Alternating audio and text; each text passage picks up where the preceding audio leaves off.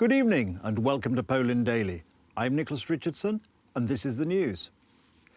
President Andrzej Duda presented the members of his re-election team. The goal, winning the election. The election slogan, Long Live Poland. Tomorrow, the president will inaugurate the route for the election bus will follow around the country. The election team of President Andrzej Duda does not lack a proven duo from the winning campaign of 2015. Former Prime Minister Beata Szydło became the head of the program team and Joachim Brudziński the head of the second organizational team. A new face in Andrzej Duda's team is the head of the campaign, attorney Jolanta Turczynowicz-Gieryło. Mamy więc zawodników wypróbowanych. We already have seasoned players, but we also have those who are a new hope. I invite everyone to my campaign to meet me and I ask for your vote in the election, which is already on the 10th of May. I przede wszystkim mobilizację. The president also appealed to all politicians and citizens for cultured behavior and respect in the election campaign, referring to recent events in Puck and in the Polish parliament. Żeby nie było that there should be no situation like the one recently in Puck, or in obscene gestures, as unfortunately we have witnessed in the Polish parliament lately, that there should be no offensive nor insulting words, that there should be no offensive behavior. That is something that should never take place in Polish politics. The spokesperson is a member of the European Parliament, Adam Bielan. Czy może być trudniejsza niż w 2015 Can the campaign be more difficult than in 2015, when the president had to face the incumbent candidate who was projected to win in the first run? Była bardzo trudna, ale każda kampania jest wyzwaniem. The previous campaign was difficult. The president fought the incumbent president who is trying hard to win too. Each campaign is an organizational challenge. We must have the support of thousands of people, thousands of volunteers. Trzeba zdobyć 50% plus 1. We need to get 50% plus one vote in order to win, no matter if in the first run or in the runoff day 2 weeks later. And the winning result is our goal, at least our result. Tomorrow, the official campaign Duda bus will make its first 2 steps on the election trip around Poland. Andrzej Duda will visit Łowicz and Turek. This Thursday, the Prime Ministers of the EU member countries will meet in Brussels to discuss the European Union budget for the next 7-year term from 2021. On the eve of the meeting, Polish Prime Minister Mateusz Morawiecki published an article in the Financial Times which argued against cuts to the European Union budget, saying that they could weaken Europe. According to the Polish Prime Minister, the current budget size, set at 1.16% of the EU's gross national income, should be the starting point for the negotiations of the 21 to 2027 budget, since it is clear that lowering spending would mean weakening the European project. Discussion of the next EU budget is one of the biggest and most contentious issues currently faced by the bloc. Negotiating a budget deal is not purely an arithmetical exercise, rather it must be a translation of political priorities into a financial framework. Focusing on net balances, whether countries pay in more than they receive, when considering the EU budget is misleading, as it does not reflect the true benefits and costs of integration, the Prime Minister wrote.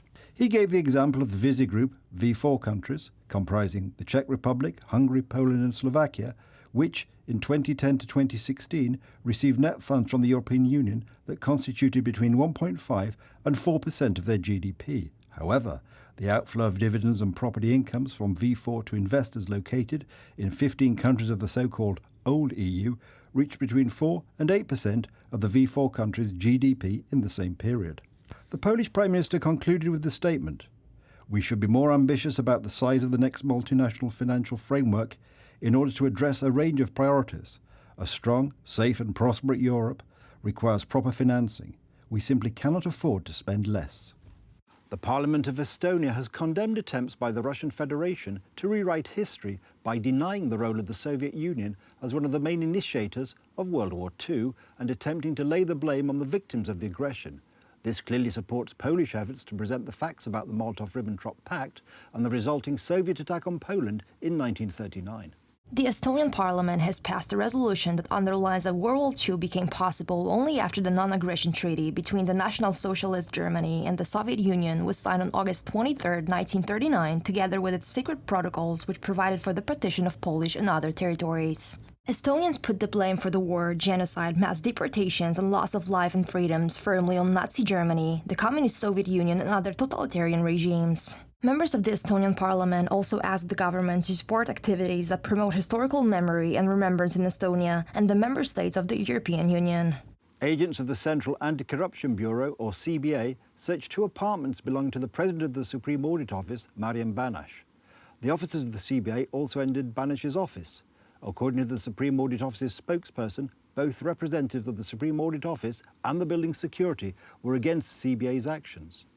In a letter to the Speaker of the Sejm, Marian Banaś firmly stated his opposition to such operations, which he described as unprecedented. Centralne Biuro Antykorupcyjne weszło do mieszkań. The searches are connected with the investigation regarding the property declarations of Marian Banaś. The spokesman for Mr. Banaś stated that the apartments are protected by immunity, thus making the actions of the CBA illegal. What's more, the officers of the Central Anti-Corruption Bureau entered the headquarters of the Supreme Audit Office with a warrant to search President Banaś's office. The opposition argues that the actions of the CBA are politically motivated and claims that they are designed to cover up the recent discussions over the inappropriate gesture of MP Lichocka, as well as the matter of 2 billion zloty allocated for public media. Law and Justice politicians responded that such accusations are absurd. Prokuratury Regionalnej w Białymstoku. Wtedy, kiedy trzeba było kontrolować pana Banasia, When it was the right time to control Mr. Banaś, the heads of the services congratulated him on his appointment to the position of President of the Supreme Audit Office. Now, when they're having image issues, they suddenly reminded themselves about him. It's nothing more than a distraction. od problemów wizerunkowych PiS-u. Gdyby przyjąć taką logikę jak If we looked at it the way the opposition does, then the CBA couldn't do anything, since there will always be something happening in politics, and they would always be accused of being politically involved. w Polsce się dzieją i można używać tego argumentu. A ta dzisiejsza aktywność Centralnego Biura The CBA's operation coincided with the last day in office of the chief of the bureau, Ernest Bejda. Today, Prime Minister Mateusz Morawiecki announced the appointment of the new head of the bureau, Colonel Andrzej Stużny. jego 4-letnia kadencja. United States Energy Secretary Dan Brouillette said that Russia won't be able to complete the Nord Stream 2 gas pipeline in the Baltic Sea and signalled that the United States will press forward with its opposition to the project. Speaking at the Munich Security Conference, Brouillette dismissed Russian claims that project owner Gazprom PJSC will face only a short delay. It's going to be a very long delay because Russia doesn't have the technology. If they develop it, we'll see what they do. But I don't think it's as easygoing as saying, well, we're almost there, we're just going to finish it. The pipeline, which would pump 55 billion cubic meters of natural gas annually from fields in Siberia directly to Germany, has become the focus of geopolitical tensions across the Atlantic. Trump has assailed Germany for giving billions to Russia for gas, while it benefits from US protection. Nord Stream 2's owners have invested 5.8 billion euros, that's $6.3 billion, in the project by the end of May 2019, according to company documents. In December, US sanctions forced Switzerland's All Seas Group SA to abandon work on laying the subsea pipeline. The US expects Europe to cut its reliance on Russian gas and instead buy cargoes of liquefied natural gas from the United States. Today we are celebrating Polish Science Day for the first time ever. The date is not accidental because the 19th of February marks the birthday of Mikołaj Kopernik, also known as Nicholas Copernicus. This national day was introduced in order to honour 81,000 Polish scientists. The city of Toruń organised a gala of Polish science under President Andrzej Duda's patronage with the participation of the Polish Prime Minister and the Minister of Education. Today, February 19th, we're celebrating Polish Science Day for the first time ever. The national day was introduced in order to honor Polish scientists whose job plays a key role in creating our civilization. Nicholas Copernicus was born on February 19th, and that is why we chose this day to celebrate Polish Science Day. In order to commemorate this day, we organized a gala of Polish science in Toruń, which is the city connected with Nicholas Copernicus. According to the spokesperson of the Ministry of National Education, children at schools should be taught more about Polish scientists and their achievements. Mówimy o nauce, mówimy o edukacji. We talk about science, we talk about education. We say that we should teach our children about the achievements of Polish scientists because their discoveries and inventions were amazing. We have to talk about it. We have to make sure that the young people remember it. Odkryć niezwykłych wynalazków. There are many places in the world where people celebrate Science Day every day. The Warsaw Copernicus Science Center has around 400 exhibits. Every visitor can touch each of them and learn many new things. That's the news. Thank you for watching. Stay with us for the weather, Poland Daily Business and more programmes. But from me, it's have a good night and a better tomorrow.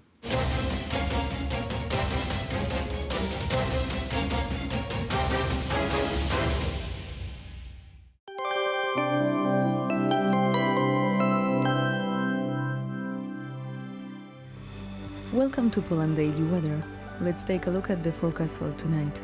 A warm night across the country with temperatures ranging between 0 in Rzeszów to maximum 4 degrees along the Baltic coast. Rainfalls are expected around Szczecin and Koszalin. Overcast sky over Bydgoszcz and Poznań. In other regions, sky will be cloudless. And now over to tomorrow. It will be a very sunny day, especially over Łódź. Some snowfall will appear around Białystok and Olsztyn. Rain will occur on the northwest. In the rest of the country, we will notice lots of sun.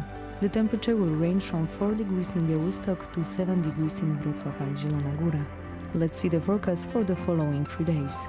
Friday will be a sunny day but with little rainfalls. We will see a maximum 7 degrees and a minimum 4 on the northeast. On Saturday, rain is expected on the north and on southwestern Poland, while central will stay sunny. And on Sunday, overcast weather on the south with a maximum 10 degrees. More sunlight on the north and in central. Thank you for watching and goodbye.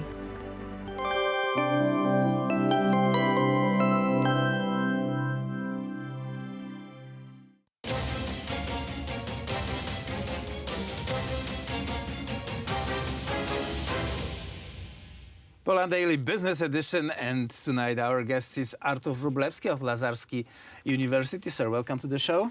Hello.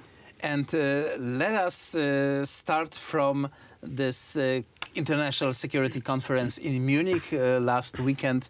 A lot of people gathered and spoke about the issues that are right now. Mike Pompeo touched down the base and said that the West is winning, that our culture, our civilization remains the leading one in the world, and we don't want to wind it down.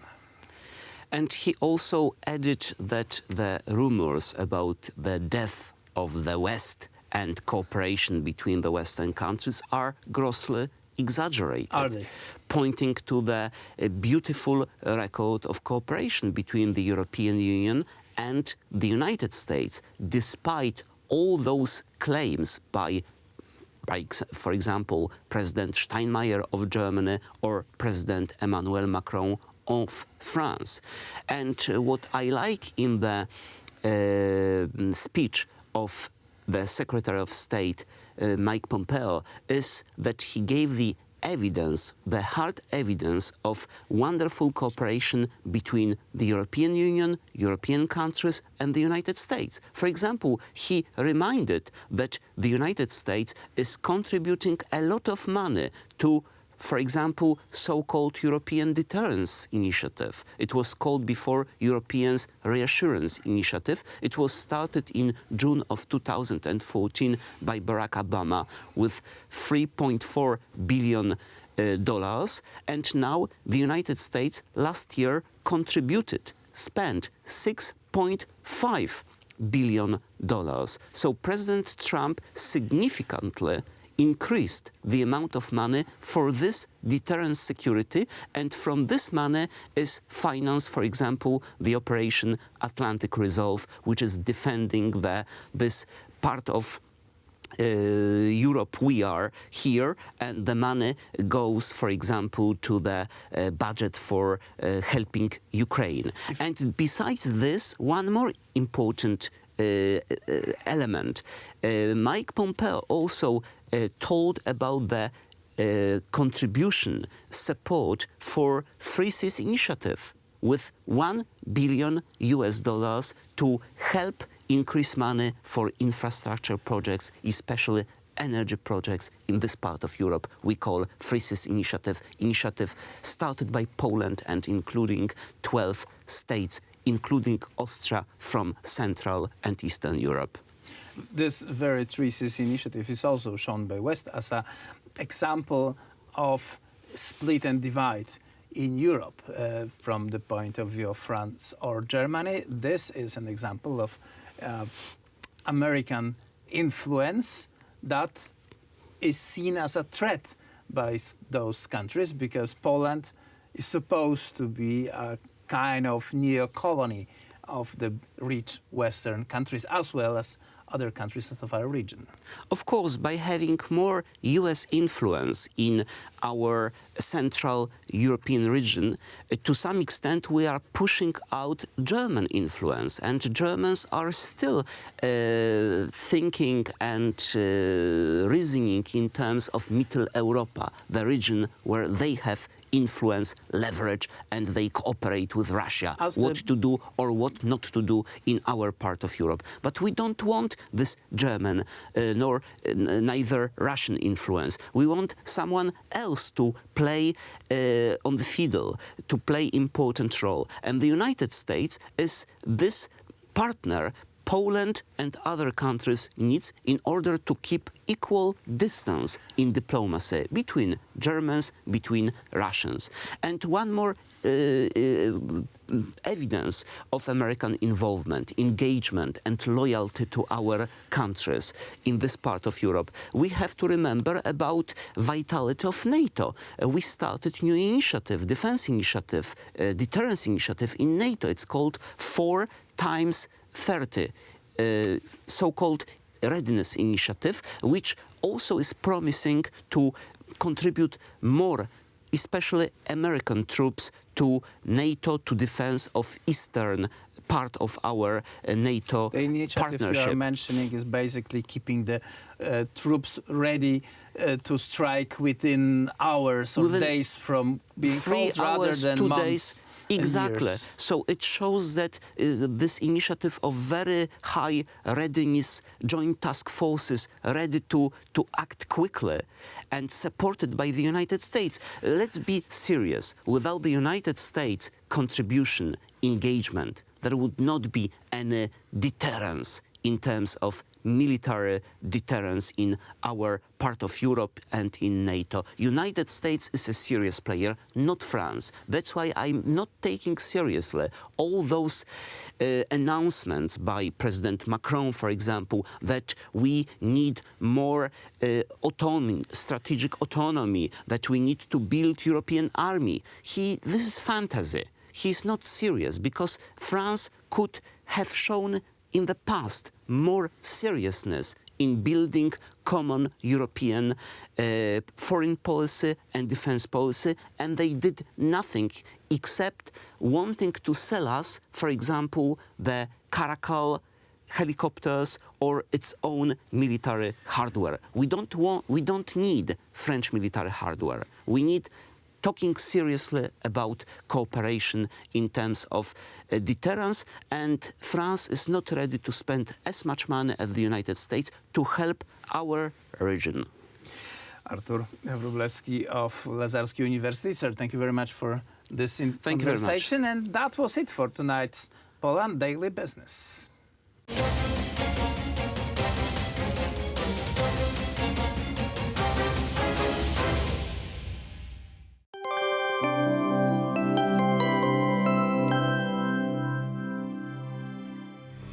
Welcome back to Poland Daily Weather. Let's take a look at the forecast for tomorrow. It will be a very sunny day, especially over Łódź. Some snowfall will appear around Białystok and Olsztyn. Rain will occur on the northwest. In the rest of the country we will notice loads of sun. The temperature will range from 4 degrees in Białystok to 7 in Wrocław and Zielona Góra. And now let's see tomorrow's forecast for the continent. Snow with rain will dominate in Oslo, and there we will see 6 degrees. Higher temperatures in Central Europe, about 4 and 8 degrees. Sunny weather in Iberian Peninsula and in Rome, with about 15-17 degrees. Thank you for watching and goodbye.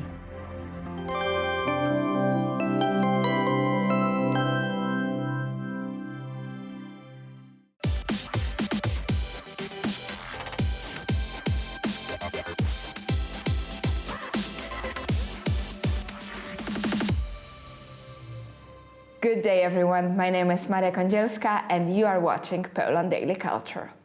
Could you imagine being 21 years old and publish 3 books? To run through whole Poland, from Zakopane to Gdynia, and to sail the Atlantic? Tomasz Sobania is such a person. Tomek, thank you for coming to our program. Thank you for having me. So let's figure out if he sleeps at all, or maybe he's some kind of superhero.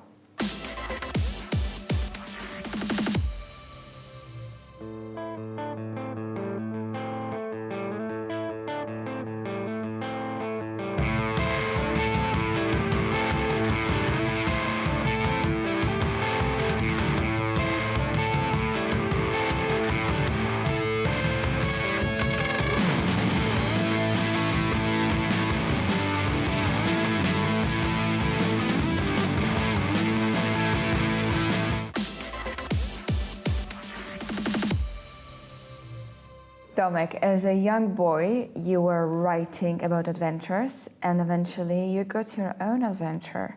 You were selected as one of young people who took part in the Independence Cruise on a sail ship, a gift of youth, in Polish Dar Młodzieży, and you sailed from Panama to Gdynia.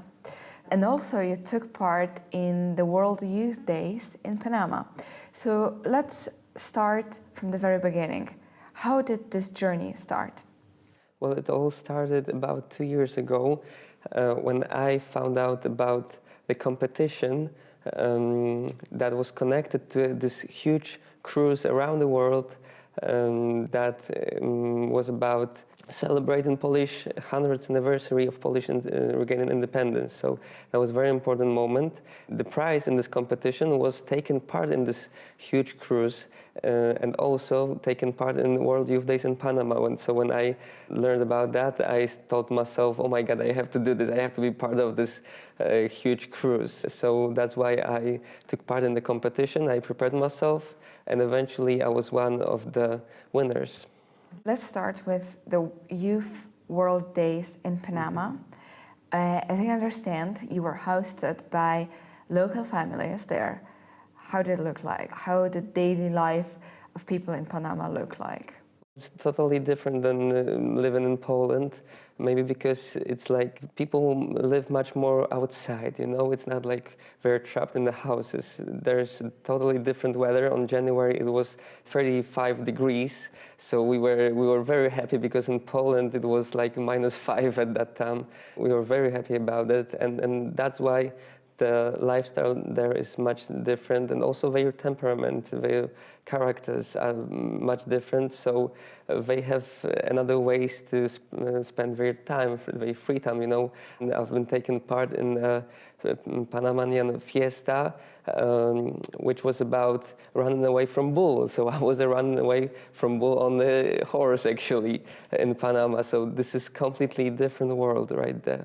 You were on a horse riding, Yes. horseback, and you were running away from a bull. Exactly. And what if the bull catches you?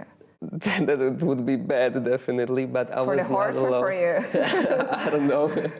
I was not alone there. I was running away with a guy from Panama whose name was Edmir, and he asked me in Spanish if I want to run away with him. So I told myself, why not? And we were running for like half of an hour. We were running away from this bull in this middle of the city where there were everybody from the city on the one street. And that was just a game for them, fiesta in Panama, that's all. And what did you experience during the World Youth Day in Panama? What kind of experience was that? And do you think that young people need faith in those times? Because it's meeting with the Pope, of course. Yes, of course. Well, the experience was wonderful, and what I've experienced was a lot of goodness. Because people who didn't even saw me before, they treated me as their family. So that was very nice. That was a wonderful time for me. That was a wonderful experience. And also, we as a young people, we need to meet people who believe in the same thing. So being there with Pope and with so many people was a huge experience for me, and it gave a lot of hope, and that showed me that people in my age actually needs faith, as you said. It's a very important thing, because we also wonder, why are we here and where are we going? So it's not only for those who are about to die, but it's also for us, for young people. Everybody thinks about that. And going back to the cruise, how much time did you spend on the sail ship? It was 2 months, because the cruise was around the world, but in the competition I won a part of that cruise, and that part was sailing from Panama to Gdynia through the whole Atlantic Ocean, and it took 2 months. And what was the best day of this sail, and what was the worst day of this sail? Well, definitely, I can start with the worst because it's easier.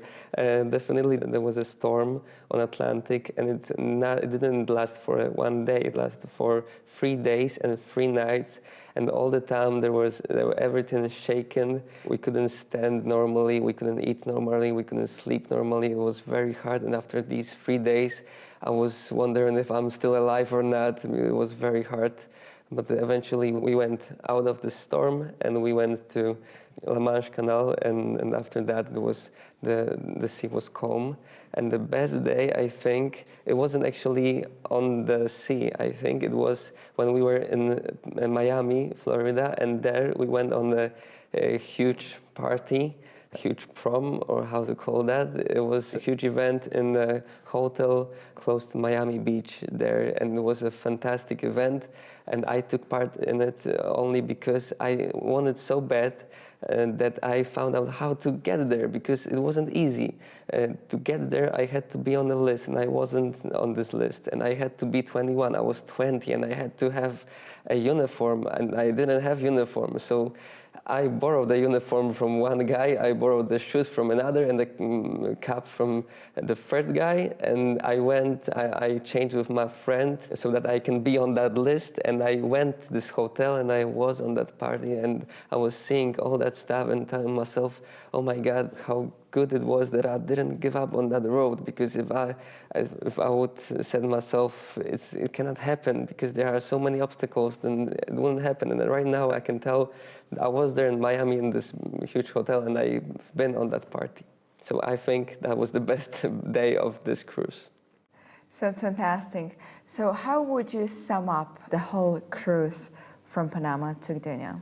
It was a fantastic experience. It was hard. I've learned a lot. We were working every day for 8 hours, sometimes on night. We were doing a lot of difficult things, but it made me tougher, and it taught me a lot. So it was a very valuable experience for me. Tomek teaches us that pursuing your dreams and going out there to have an adventure could change you in a way that you wouldn't expect. And that's probably the best message to finish this episode. And thank you for watching Poland Daily Culture.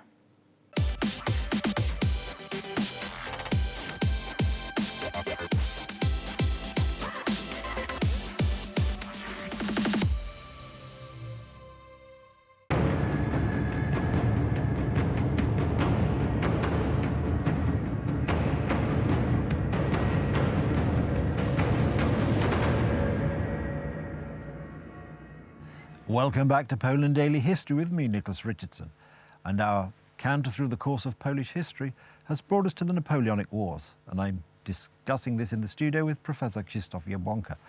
Professor, one of the great events of the Napoleonic Wars, of course, was Napoleon's attempt on Moscow.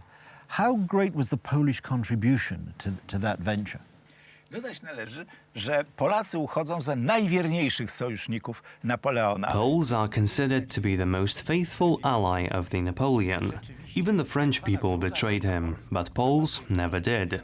The so-called Second Polish War, which began in 1812, was a great hope not only for the Poles, but also Lithuanians, Belarusians, Ukrainians and Latvians from Latgale, who stood by Poland no matter what. Finally, there was a chance to recover these lands. Poles gave Napoleon good advice. They didn't want him to repeat the mistakes he made earlier during his campaigns. They didn't want him to conquer any territory, dictate rules, take a very large war contribution and get back to France. They wanted him to gradually take over these territories. Unfortunately, Napoleon did not listen to them. He did things his way. At the same time, Russia threatened to attack him. Let's remember that Russia was the one who started the war with France, not the other way around. France began the offensive on June 24, 1812. This was the first time when Napoleon was unlucky. Somewhere on the Sunda Islands, Mount Tambora, located in what is now Indonesia, erupted. So much ash was expelled that the sun was not seen for a while. On their way to Moscow, the Napoleonic army fought in the Battle of Borodino, during which nearly 50,000 people died. When they finally got to Moscow, suddenly the temperatures dropped to minus 30 degrees Celsius, even though it was November. Weather like that was very rare, even in Russia. No one knew what was happening, because back then, no one had ever heard of eruption of volcanoes before. The army wasn't prepared for something like this. The buttons fell off their uniforms. They had to tie pieces of rope around their pants at the waist in order to keep them up, because all the buttons popped because of the freezing cold. So the army started to retreat. Poles made a huge contribution. It is believed that around 120,000 Poles, Lithuanians and, most of all, Belarusians engaged in this huge expedition of Napoleon. They were assigned to the 11th Corps. Poles formed the 5th Corps in a huge Napoleonic army. They were very helpful. Why? Because only Poles were able to come to an understanding with the Russians. Because of the freezing cold, which also touched the Russian army, they had to cease fire. They decided not to fight during encamping so that people could sleep and even die in peace. Both sides didn't want to make things worse than they already were, because the suffering of people was so huge that it was beyond people's imagination. But they behaved humanely. What is also important is that Poles saved that army. It was the Polish sappers who held the broken-down bridge on their own shoulders while the entire army was crossing the Berezina River. Suddenly, the clouds of thick ash disappeared and the weather returned to normal at the end of November 1812. Despite some very horrific descriptions, crossing the Berezina River was a huge success of Napoleon. The army escaped the Russian envelopment and made it to the border of the Russian Empire. But it wasn't able to fight anymore. Recently, over 2,500 skeletons of soldiers who got help from the local people, but also Polish and Lithuanian families, were found in the city of Vilnius. They were buried in a separate part of the cemetery. That is why their graves were found just now. They had many frostbites and other wounds. We can call this cemetery a Napoleonic cemetery in Vilnius. For a while, independent Poland gained a name for itself on this territory. So, Professor, of course, as we know, Napoleon was unsuccessful in taking Moscow, and the French retreated. And the French and their allies retreated across Europe towards Paris, pursued by the Russians. Did the Russians take any revenge against Poland for having contributed to Napoleon's forces? Rosjanie z ogromnym poczuciem krzywdy I zemsty za... The Russians wanted to get revenge for the invasion on every single nation of Europe, mainly France. Let's remember that on the territory of the Kremlin there are 812 cannons, mostly French, that symbolize this invasion. On the other hand, they treated Poles differently. Czemu to zawdzięczamy? Otóż zachowaniem się Korpusu Polskiego. Why? Because of the behavior of the Polish Corps, the 5th Corps of Prince Józef Poniatowski, during the Battle of Borodino. During the battle, this corps' task was to envelop the Russian army, come from behind and attack them. But instead of attacking, after seeing thousands of injured soldiers being carried to the field hospitals, Poles saluted them for their courage. Russians remembered it and treated Poles in a unique way. First of all, they treated them with nothing but respect. Secondly, they didn't attack the territory where the Poles were. This is why the Netherlands army was wearing the Polish uniforms, so that the Russians wouldn't attack them. The third reason is that the Russian Tsar, Alexander I, was to be the king of Poland, so they treated Poles like Slavic brothers. For instance, after 1812, the Frenchmen, Italians, Germans, the Spanish and Portuguese people were deported to Siberia by the Russians, but not Poles. We have to remember, the entire Europe invaded the Russian Empire. Była to wyprawa całej Europy na wschodnią. The fourth reason was our common misfortune, which happened at that time. In 1813, the Napoleonic army tried to defend itself in the Duchy of Warsaw, which was proclaimed the Kingdom of Poland, the Napoleonic Kingdom of Poland. Tsar Alexander kept this name, despite the fact that he became the King of Poland. Zachował tę funkcję, tyle że stał się królem Polski. The Kingdom of Poland did not belong to Russia until 1831, the November Uprising. It was part of the empire, but not Russia itself. It was a Polish kingdom. A part of the Polish and Lithuanian territory kept this name until 1916, when during the First World War, the German army resurrected the Polish kingdom and restored its old territory. This brought us back our independence in 1918. Z niej wyrosła niepodległość Polski 1918 roku. That's all we've got time for today, for this episode. So it remains for me to say thank you, Professor, for your fascinating commentary on Polish history. Do join us again on Poland Daily History, where we look at the fascinating history of this exciting country.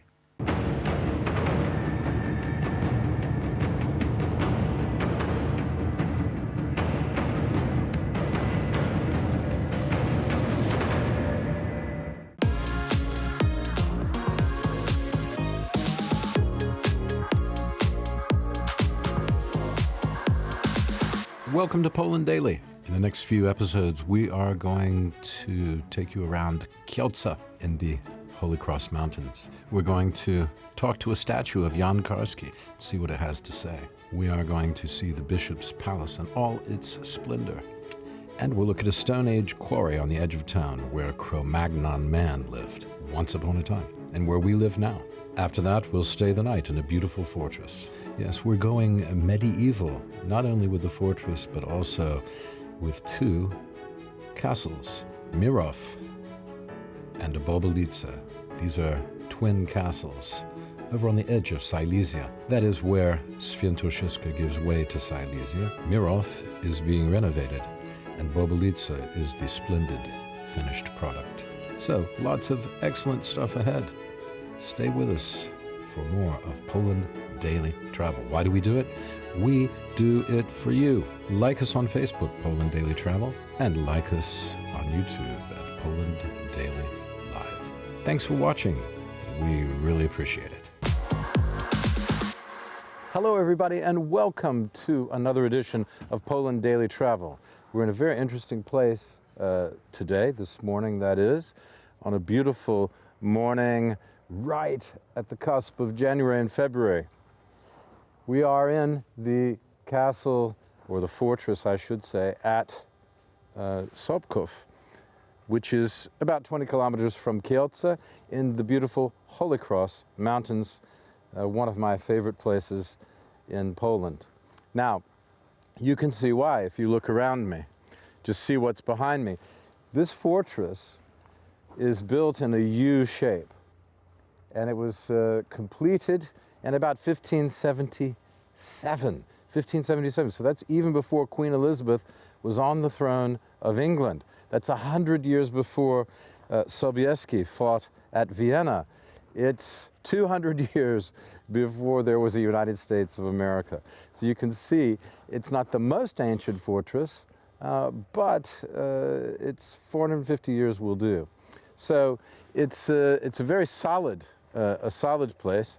What we see here is the ruins of what was a classical small palace. It was built right about the time that America was getting its independence in the 1770s. It's beautiful. It must have been a beautiful 18th century palace at the time. Of course, no longer here, burnt down in a fire. This particular place was built by a fellow who was the crown treasurer, because back at that time, in the 1570s, Krakow was still the capital of Poland. Warsaw didn't become the capital till right at the end of the 1590s. So what you're seeing here is really an example of certainly in the fortress, which we'll look at. Oh, Got some birds over there. I believe that's a small owl who's making noise. There's several birds over here. I believe they're hawks or falcons, not sure which. I couldn't Google it yet. A very large owl, a smaller owl, and I believe a raven, which Edgar Allan Poe would be very, very happy about. At any rate, I think that we will have a look around, get some nice pictures for you of this place, and then we'll go down and see what the river looks like, okay? But I think the pictures will speak for themselves. Magnificent place. Horseback riding and canoeing in the summer on the river Nida, which we'll see. No canoeing today, but we'll see the river Nida in just a moment. So the Zamek Rycerski, wonderful place if you're looking for a holiday in this part of the world. I recommend it. So stay tuned. We'll be right back.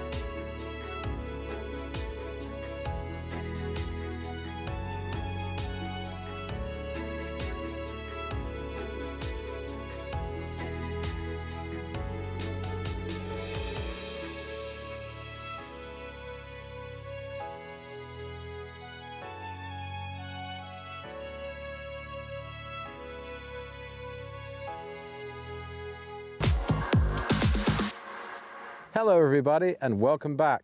Behind me, the beautiful river Nida. That's N-I-D-A. As gentle a stream and as inviting a stream as you're likely to find. And you would see yourself happily doing some canoeing here in the summer. I'm almost tempted today. Yeah, this is your typical Świętokrzyska countryside. Lots of small rivers and streams, rolling hills, not mountains. Fantastic. Reminds me a bit of Hampshire or Sussex in England, I have to say. You know, they have the Hampshire Downs, Sussex Downs, which are the smaller hills, so it's quite rolling there. And we're just down behind, we're about 150 meters below the walls of the Zamek, maybe 100 meters actually. So you can see it's very, very close. And a nice little beach. I was talking to the fellow who owns this place. His name is Andrzej Borkowski, and he bought this castle about 23 years ago. He's from Warsaw, but his grandmother is from the area, and he used to visit here a lot when he was a kid. And so he knows the area very well, and through all those years fell in love with it. This place came on the market, it was available to purchase, and 23 years ago, Mr. Borkowski bought the place. I have to tell you, I am very, very impressed every time I come to Świętokrzyska, to the Holy Cross Mountains, with the hospitality of people here. It is a particularly hospitable part of the country. And, well, you can see it's inviting as well, not just the people, but just look at it, it's beautiful. Even on a winter's day. Amazing, huh? Of course, it's been a pretty mild winter. We saw recently in Kielce, we saw snow, and there was snow in the park there for the first time this year. There hasn't been any snow at all in Warsaw or in most cities in Poland until right here at the end of January. So there you are. But today is a perfect day for it. We're at the Zamek Rycerski. It's in Sobków. That's near Heciny, and it's in the Kielce area in the beautiful Holy Cross Mountains. I'm Will, and this is Poland daily travel. You got to come see this place when you come to Poland. It's amazing.